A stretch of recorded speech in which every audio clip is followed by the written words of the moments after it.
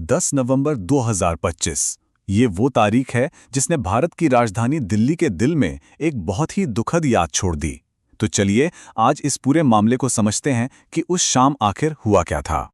तो चलिए उस शाम की कहानी को मिनट दर मिनट देखते हैं।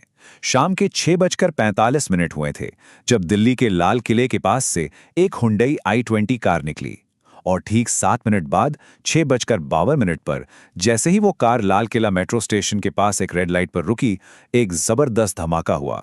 ये धमाका इतना तेज था कि आसपास की गाड़ियां आग की लपटों में घिर गईं और दूर दूर तक गाड़ियों के शीशे चकनाचूर हो गए। इसके फौरन बाद ही फायर ब्रिगेड, पुलिस और एम्बुलेंस की गाड़ियां मौके पर पहुंचने लगीं। इस धमाके की जो मानवीय कीमत थी वो बहुत ज्यादा थी। आधिकारिक तौर पर बताया गया कि इस हमले में 13 लोगों ने अपनी जान खो दी और 20 से भी ज्यादा लोग बुरी तरह घायल हुए। जान गंवाने वाले कोई और नहीं बल्कि आम लोग थे जो बस अपनी रोज की जिंदगी जी रहे थे। लोकेश अग्रवाल जो किसी रिश्तेदार से मिलने आए थे, अशोक गुज्जर एक बस कंडक्टर, पंकज सैनी एक कैब ड्राइवर और जुम्मन मोहम्मद जो अपने परिवार में अकेले कमाने वाले थे।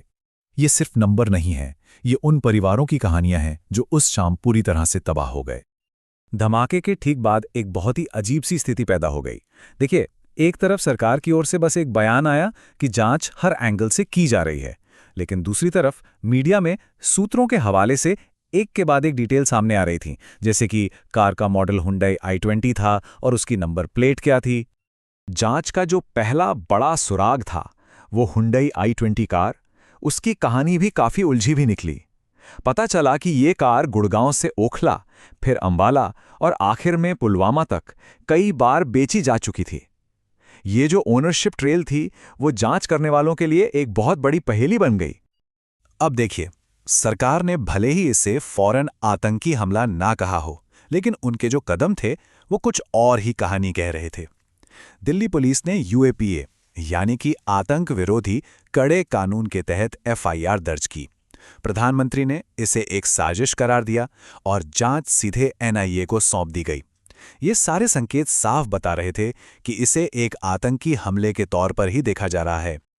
अब कहानी में एक बहुत बड़ा मोड़ आता है, क्योंकि जिस दिन दिल्ली में ये सब हो रहा था, उसी दिन दिल्ली से कुछ ही दूर फरीदाबाद में एक और घटना घट रही थी जिसका सीधा कनेक्शन इस धमाके से जुड़ने वाला था। तो चलिए देखते हैं कि ये सब जुड़ा कैसे। हुआ ये कि जम्मू कश्मीर पुलिस श्रीनगर में लगे जैश-ए-मोहम्मद के कुछ पोस्टरों की जांच कर रही थी।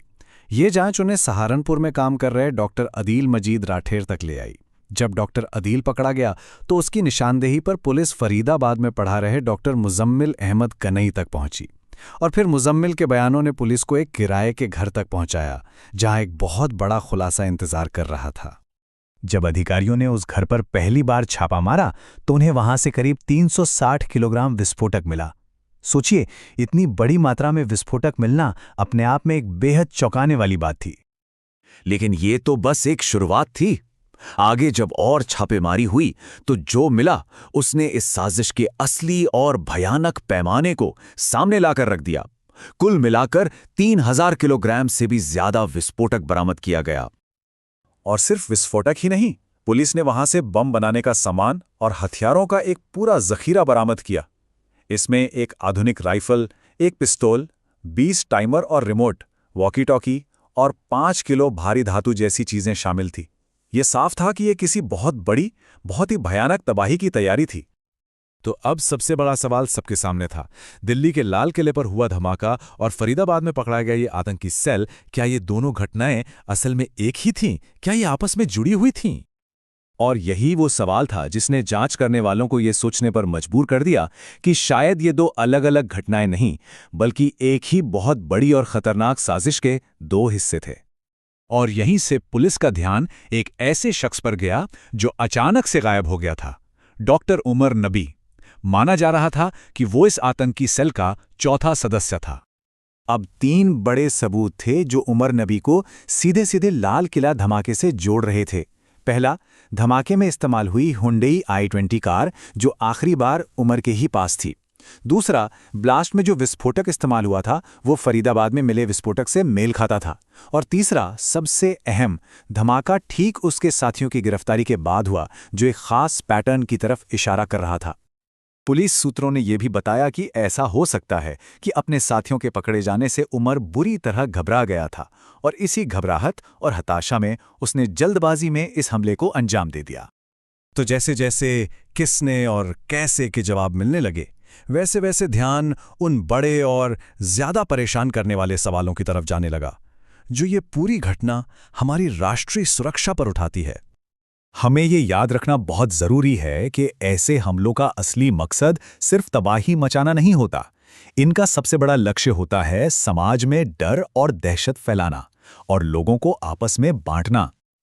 ऐसे मुश्किल समय में बहुत जरूरी है कि हम सब धैर्य से काम लें और उन ताकतों से बचें जो इस स्थिति का फायदा उठाकर समाज में जहर घोलना चाहती हैं, चाहे वो टीआरपी के भूखे न्यूज़ चैनल हों या सोशल मीडिया पर नफरत फैलाने वाले ट्रोल। लेकिन समझदारी से काम लेने का मतलब ये भी है कि हम अपनी जिम्मेदारियों से पीछे न हटें।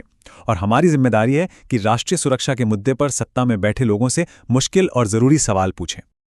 और ये सवाल पूछना क्यों जरूरी है, इसका जवाब इस एक आंकड़े में है। फरीदाबाद में 3000 किलो से ज्यादा विस्फोटक मिला था। इसकी तुलना अगर 2019 के पुलवामा हमले से करें तो वहां 300 किलो विस्फोटक इस्तेमाल हुआ था, यानी ये उससे 10 गुना ज्यादा था। ये एक बहुत बहुत बड़ी और खतरनाक साजिश थी। और यहीं हम उस सबसे बड़े और अनसुलझे सवाल पर आकर रुक जाते हैं। आखिर 3000 किलोग्राम विस्फोटक देश की राजधानी के इतने पास एक शहर तक पहुंचा कैसे? यह हमारी इंटेलिजेंस और सुरक्षा एजेंसियों की एक बहुत बड़ी नाकामी की तरफ इशारा करता है, जिसके जवाब आज भी पूरी तरह से नहीं मिले हैं।